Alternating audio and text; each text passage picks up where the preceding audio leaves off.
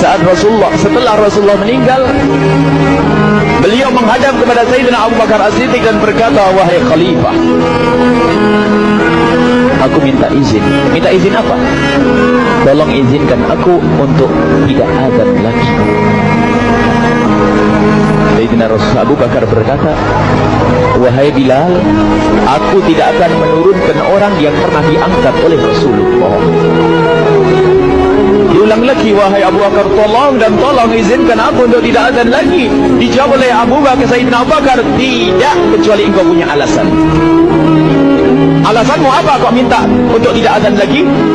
Akhirnya Sayyidina Bilal memberikan alasan dibarengi dengan derai air mata. Tiba-tiba Sayyidina melihat ke menara, lalu melihat ke kubur Nabi Muhammad yang dulu adalah kamarnya Nabi Muhammad.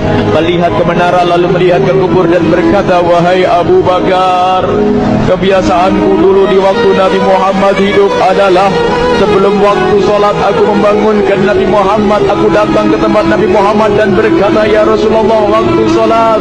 Dan kadang Nabi Muhammad yang datang ke tempatku lalu berkata, Bilal, waktu solat. Kemudian setelah itu aku bersama Nabi Muhammad mendekat ke menara dan aku naik. Nabi Muhammad melihatku, lalu aku menghadap ke kiblat. Sebelum aku azan, aku selalu menoleh kepada Nabi Muhammad yang di tempat itu.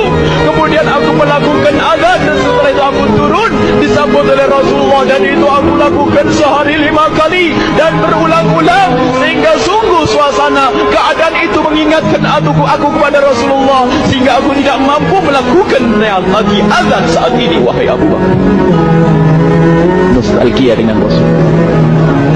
Akhirnya Sayyidina Abu Bakar pun menitikkan air mata dan berkata, kalau memang alasanmu seperti itu, wahai Bilal, boleh. Akhirnya Sayyidina Bilal pergi ke Syam beberapa hari, bahkan beberapa bulan yang cukup lama. Tiba-tiba suatu malam Sayyidina Bilal bin Rabah bermimpi ketemu Rasulullah, yang saat itu Rasulullah menegurnya. Ditegur oleh Rasulullah dalam mimpi, ya Bilal, ma hadzal jafa, lima lam tazurni. Cerita ini diriwayatkan oleh Ibnu Asakir. Wahai Bilal, alangkah kerasnya hatimu, lama kau tidak kunjung kepadaku, wahai Bilal. Saat itu Sayyidina Bilal terbangun menangis dengan tangis yang sangat, sehingga para keluarganya ketakutan. Ada apa Bilal? Ada apa Bilal? Menangis seperti tidak seperti biasanya, menangis yang luar biasa. Sayyidina Bilal hanya bisa berkata, sungguh aku saat ini merasakan rasa takut yang sangat, dan aku tidak pernah takut seperti saat ini. Memangnya kamu kenapa wahai Bilal? Aku bermimpi ketemu Rasulullah.